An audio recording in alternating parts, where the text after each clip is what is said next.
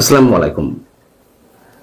Doctor Yunus সরকারের উপদেষ্টাদের কেউ কেউ কিংবা তার অধীনস্থ শীর্ষ কর্তা ব্যক্তিদের অনেকেই কিংবা সাবেক ছাত্র সমন্বয়কদের কেউ কেউ বিদেশে সম্পদের পাহাড় গড়ে তুলেছেন অথবা বিদেশে টাকা পাচার করছেন, এরকম গুঞ্জন তো দীর্ঘদিন ধরেই ভেসে বেড়াচ্ছে। এগুলো কতটা গুজব, কতটা সত্য জানি না। তবে বাস্তবতা হচ্ছে যে উপদেষ্টাদের কেউই এখনো পর্যন্ত তাদের সম্পদের হিসাব জমা দেয়নি। যেই সরকারের মেয়াদ শেষ হওয়ার বিষয়টি একেবারেই অন্তিম মুহূর্তে রয়েছে। বিদেশে কথিত বিপ্লবীদের অনেকে নাগরিকত্ব নিয়েছেন, যাতে খুব সহজেই দেশ ছেড়ে যে কোনো সময় পালিয়ে যাওয়া যেতে পারে।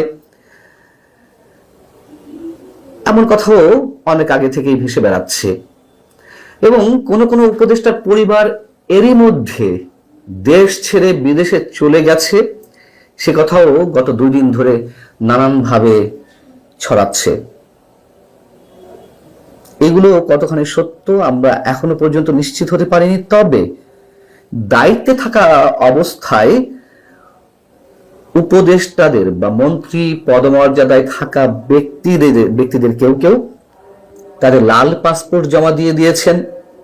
সে কথা তো পররাষ্ট্র উপদেষ্টা নিজের মুখেই স্বীকার করেছেন। আসলে বিষয়গুলো কি?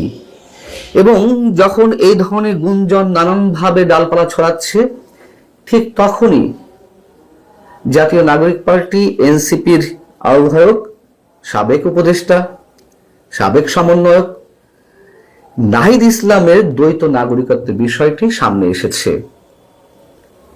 নাহিদ ইসলাম নাকি দ্বীপরাষ্ট্র, ক্যারিবিয়ান দ্বীপরাষ্ট্র ডোমিনিকার নাগরিকত্ব নিয়েছেন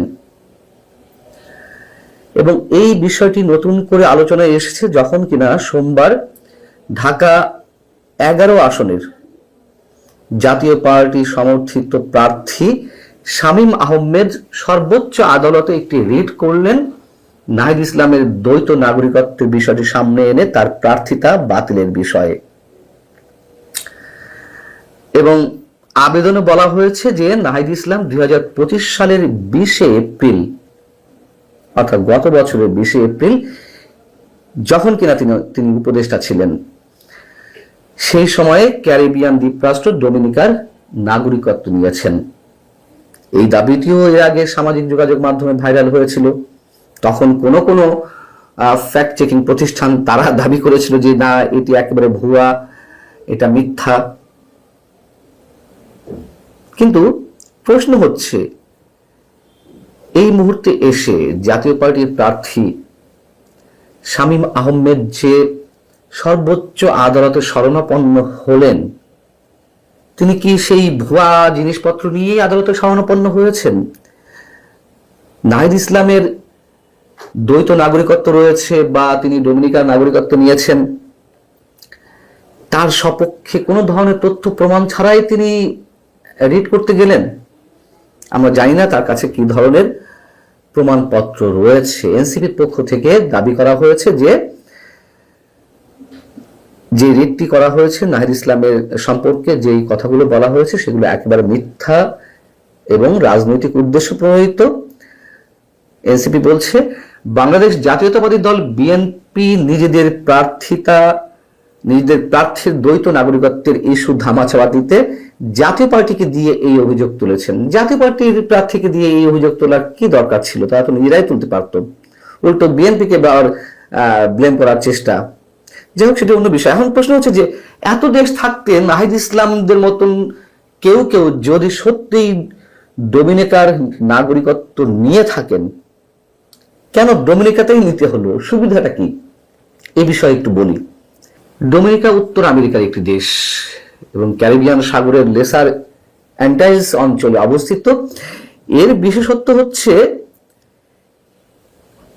এই দেশের সরকারি কোষাগারে কেউ যদি $1 লাখ অনুদান দেয় অথবা রিয়েল এস্টেট ব্যবসায় যদি কেউ $2 লাখ বিনিয়োগ করে, তাহলে খুব স্বাভাবিকভাবেই সেই ব্যক্তি ডোমিনিকার নাগরিকত্ব পেয়ে যান এবং সুবিধা হচ্ছে এই নাগরিকত্ব অর্জনের জন্য কোনো প্রকার শিক্ষাগত বা পেশাগত যোগ্যতারও প্রয়োজন পড়ে না এবং আবেদনের 3 থেকে 6 মাসের মধ্যেই নাগরিকত্ব মিলে যায়। দেশের যে কোনো পরিস্থিতি, মানে বাংলাদেশে যারা এখানে নাগরিকত্বের জন্য আবেদন করেন এইসব ক্রাইটেরিয়া মেনটেন করে, তারা যে কোনো সংকটময় মুহূর্তে যাতে দ্রুত দেশ ছাড়তে পারেন সেই উদ্দেশ্যে মূলত এখানে নাগরিকত্ব নিয়ে থাকে অনেকে। এবং আমরা জানি আরো কিছু দ্বীপরাষ্ট্র রয়েছে যে এখানকার সুযোগ সুবিধা এরকমই। আমরা দেখেছি আওয়ামী লীগ আমলেও কেউ কেউ এরকম দেশগুলো নাগরিকত্ব নিয়ে রেখেছিল। এখন বিষয় হচ্ছে যে যা কিছু শোনা যাচ্ছে, যা কিছু গুঞ্জন আকারে ছড়াচ্ছে, তার সবই কি মিথ্যা? যেটি বলছিলাম যে নির্বাচনের আগ মুহূর্তে উপদেষ্টাদের অনেকেই, 1-2 নয়, অনেকেই তাদের লাল পাসপোর্ট যে জমা দিয়েছেন সেটিতে সন্দেহ এবং প্রশ্ন তোলার যথেষ্ট সুযোগ রয়েছে। দায়িত্বে থাকা অবস্থায় ডিপ্লোম্যাটিক পাসপোর্ট সমর্পণ করার ঘটনাকে বিরল হিসেবে উল্লেখ করছেন কূটনীতিবিদদের অনেকেই, এবং এ নিয়ে বিবিসিতে একটি বিস্তারিত প্রতিবেদন বেরিয়েছে। এদিকে ট্রান্সপারেন্সি ইন্টারন্যাশনাল বাংলাদেশ, যার নির্বাহী পরিচালক ডক্টর ইউনূস সরকারের খুবই ঘনিষ্ঠজন, তিনি একটি কমিশনের দায়িত্ব পালন করেছেন। দুর্নীতি দমন কমিশনের সংস্কারে তিনি যে প্রতিবেদন সেটি তার হাত দিয়ে দেওয়া।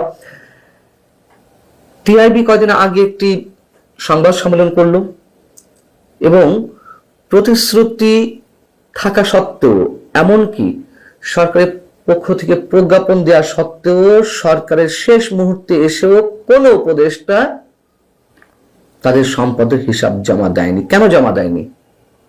লাল পাসপোর্ট জমা দিচ্ছেন, সম্পদের হিসাব জমা দিচ্ছেন না।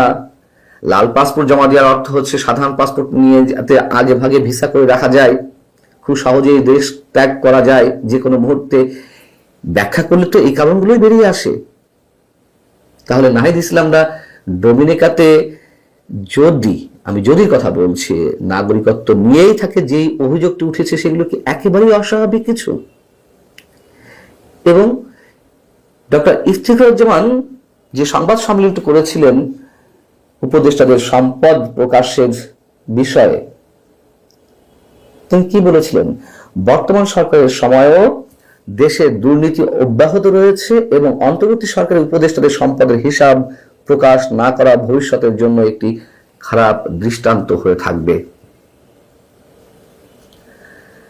আমরা জানি না সামনের দিনগুলোতে আমরা কোন ধরনের চিত্র দেখতে পাবো, তবে এটুকু তো চোখ বন্ধ করে একেবারে নিশ্চিত করে বলা যায়, আওয়ামী লীগ সরকারের 15.5 বছরে যে পরিমাণ দুর্নীতি হয়েছে, এই সরকারের গত 18 মাসে কোন অংশে তার দুর্নীতি কম হয়নি। বরং সরকারের শেষ সময়ে এসেও যে বড় বড় চুক্তি করা হচ্ছে, বড় বড় মেগা প্রকল্প হাতে নেওয়া হচ্ছে একেবারে অন্তিম মুহূর্তেও, সেটি নিয়েও গত কয়েকদিন ধরে গণমাধ্যমে ক্রমাগত ভাবে যে রিপোর্টগুলো প্রকাশিত হচ্ছে, সেই সবের পেছনে আসলে কি কারণ লুকিয়ে রয়েছে? 600 কোটি টাকা একাই পেতেন মিস্টার আশিক চৌধুরী, বেসরকারি বিনিয়োগ উন্নয়ন কর্তৃপক্ষের চেয়ারম্যান, যেটি একজন শ্রমিক নেতা অভিযোগ করেছে। ডিপি ওয়ার্ল্ডের সাথে চুক্তি করতে পারলে চট্টগ্রাম বন্দর যদি তুলে দেওয়া হতো, নিউ মেরিন কন্টেনার টার্মিনালটি যদি তুলে দেওয়া হতো, তাহলে তিনি এই পরিমাণ টাকাই পেতেন। এক আশিক চৌধুরী বিডার চেয়ারম্যান হয়ে যদি এত টাকা বাগিয়ে নেওয়ার চেষ্টা করতে পারেন, যদি কিনা সত্য হয়, তাহলে আর বাকিদের ক্ষেত্রে আমরা কি বলতে পারি?